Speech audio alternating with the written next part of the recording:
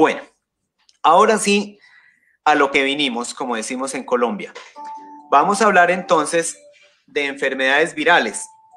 Entonces, actualmente tenemos más de 23, ya incluso salió otro virus más, actualmente en la literatura cita que tenemos más de 24 virus reportados que afectan a las abejas en el mundo.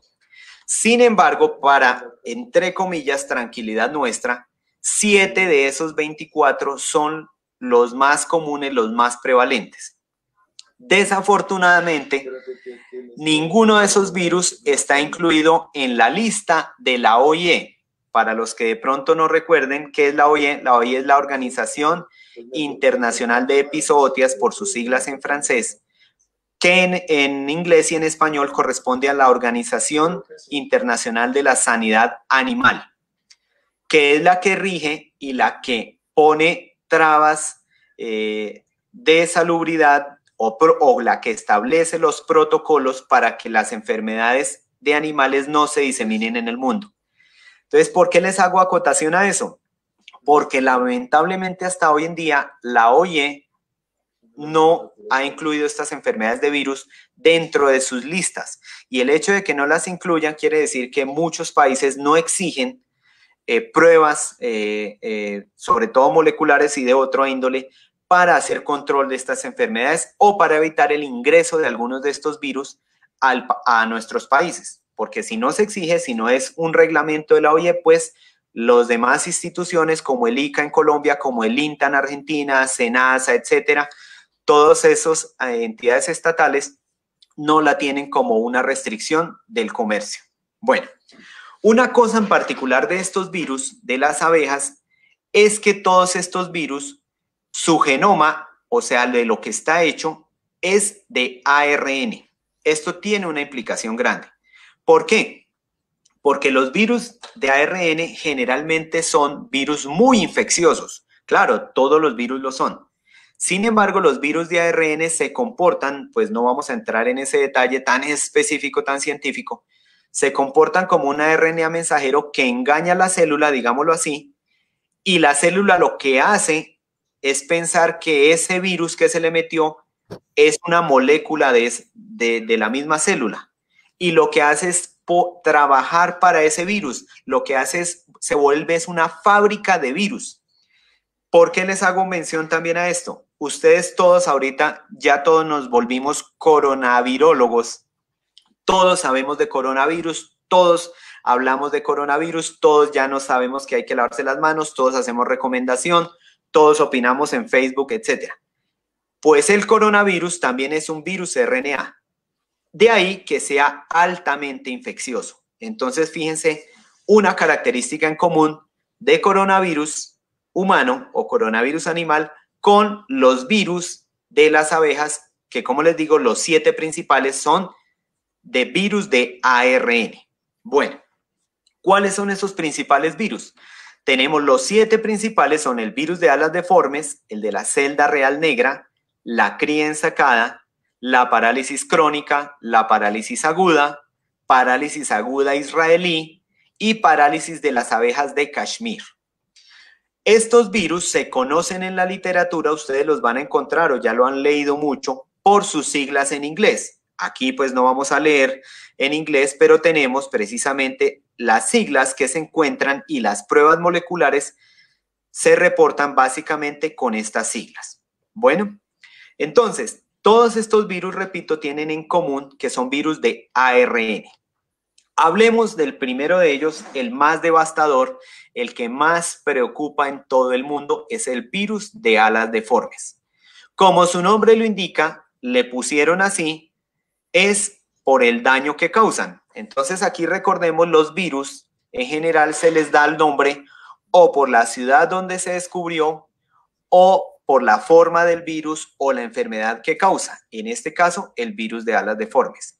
Este virus es un virus que lamentablemente para los apicultores y sobre todo, obvio, para las abejitas, es un virus que se transmite tanto vertical como horizontalmente. Es decir, que se transmite de la madre a sus crías o de abeja a abeja que viene de un panal, de otra celda o de otra colmena, etcétera, etcétera.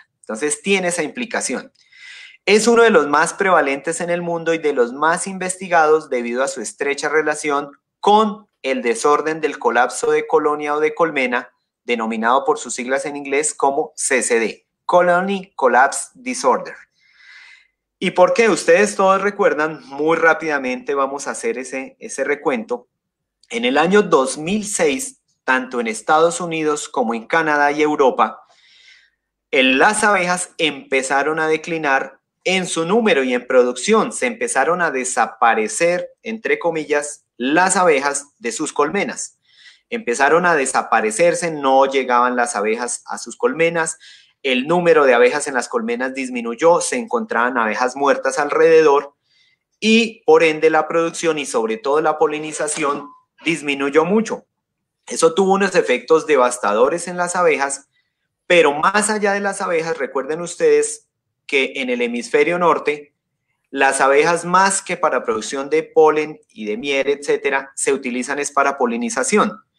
Entonces, todos nosotros sabemos que el 70% de los cultivos que nosotros consumimos y que los animales consumen dependen en su gran parte de la polinización y la mayoría de la polinización es responsable por Apis mellifera. De hecho, pues ustedes saben que allá en Europa y en Norteamérica los apicultores prestan sus servicios para polinización de cultivos. Al no haber abejas, pues se disminuyó la polinización, se disminuyó la producción de alimentos y eso tuvo un eco grandísimo en la economía mundial, sobre todo esos países, porque coincidió y a su vez fue uno de los disparadores de la burbuja inmobiliaria en Estados Unidos y de la recesión económica en esos países. Claro, ¿por qué? Porque esos países tuvieron que importar comida de otros países y se encareció esa comida, digámoslo así, allá. Se encarecieron los insumos, etc. Eso hizo que el gobierno de los Estados Unidos principalmente se propusiera decirle a la comunidad científica, oiga, necesito que me descubran por qué las abejas se están muriendo, de qué se mueren, de por qué se están desapareciendo. Y a ese desorden de colmenas lo llamaron así, y los investigadores, particularmente de Europa y de Estados Unidos, se dieron a la tarea de buscar cuáles eran los responsables de que las abejas se estuvieran muriendo. Al principio, ustedes saben, se les echó la culpa a las antenas de celulares, otros dijeron que eran los extraterrestres, otros dijeron que era el fin del mundo. Muchas teorías conspirativas y no conspirativas se tornaron alrededor de esto. Lo que sí se descubrió cuando se encontraban estas abejas así con estas alas deformes y se encontraban las larvas, etcétera, los investigadores empezaron a tratar de descubrir qué había ahí en esas abejas enfermas y descubrieron esto. Miren esta fotografía, vieron virus y eso fue lo mismo que pasó con el coronavirus chino ahorita. La gente empezó a tener neumonía allá en Wuhan, ¿sí?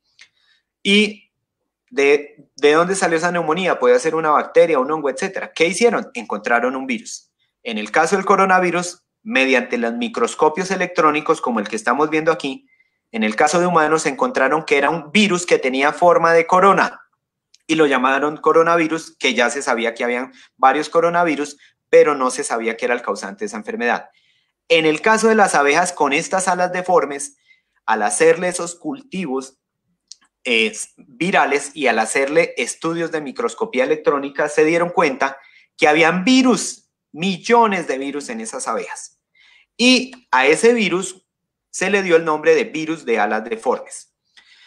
¿Qué se encontró también en esa época? Y fíjense que no estamos hablando de hace muchísimos años, estamos hablando del 2006 para acá, es decir, 14 años, no más.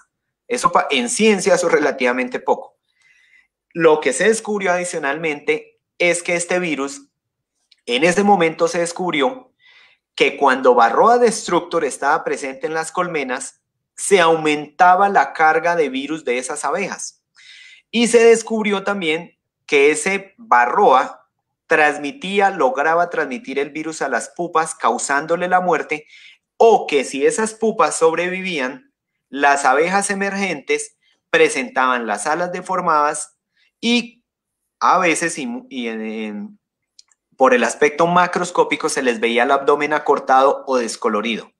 Por supuesto, la gran mayoría de abejas aparte del efecto del daño directo de la succión de hemolinfa de la varroa, pues adicional a esa debilidad que ya traían, pues los virus hacían que no permitieran el desarrollo correcto de las alas y por supuesto también esas abejas, muchas morían en esa etapa pupal o las que lograban emerger tenían estas alas deformes y también iban a morir porque pues no podían volar, no podían alimentarse, etcétera. Bueno, ese virus, como les digo, es el principal asociado a las pérdidas productivas en la apicultura mundial. El otro virus es el virus de la celda real negra, que afecta principalmente a las larvas y a las pupas de las reinas, ¿sí? De ahí su nombre, y toman una coloración, esas larvas de las reinas, una coloración marrón o negruzca y finalmente mueren, ¿sí?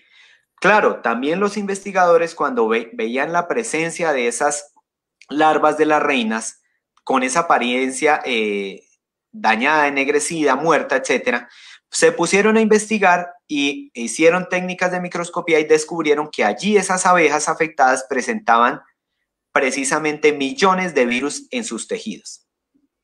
También descubrieron los investigadores en esa época que ese virus, interesantemente, solo se replicaba, solo producía el daño en larvas y pupas de las abejas reinas y no de las obreras, aunque descubrieron que sí se podían ser infectadas, pero que esas larvas no desarrollaban los síntomas típicos. También los investigadores descubrieron que ese mismo virus puede detectarse en las abejas adultas, pero no les causa ninguna alteración conocida hasta el momento. Y aquí hago una aclaración para este y cualquier virus. Lo que uno descubre o lee en la literatura hasta el momento puede cambiar. Puede que este virus mute y se adapte a las abejas adultas o se adapte a otras especies, etc. Entonces, eso hay que tenerlo muy en claro. Fíjense que si con el coronavirus de Wuhan creemos lo que dicen los chinos, que fue de un murciélago, etcétera, supongamos que sí salió de un murciélago, fíjense, era un virus de murciélago que no afectaba al humano y logró adaptarse a humanos según los chinos. Eso puede pasar con este o con cualquier otro virus de aquí a mañana. No digo que eso pase, pero hasta el momento es así. Bueno,